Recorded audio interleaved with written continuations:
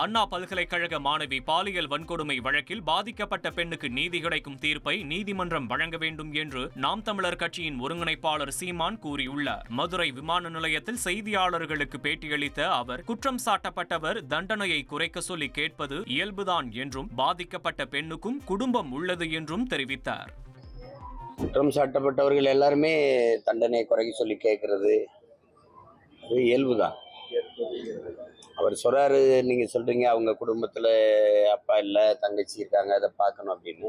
இது மாதிரி பாதிக்கப்பட்ட குடும்பங்கள்லையும் இது மாதிரி நிறைய பாதிக்கப்பட்டிருக்காங்கல்ல. தீர்ப்பா இல்லாம பாதிக்கப்பட்டவர்களுக்கான நீதியா இருக்கணுங்கிறதான் எல்லாருடைய எதிர்பார்ப்பு. ஏன்னா இங்க பன்னெடுங்காலமா வெறும் தீர்ப்பு தான் சொல்லப்பட்டிருக்கு.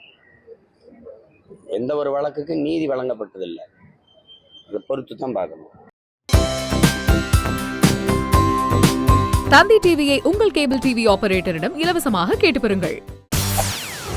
செய்திகளை உடனுக்குடன் தெரிந்து கொள்ள உடனே சப்ஸ்கிரைப் பண்ணுங்க.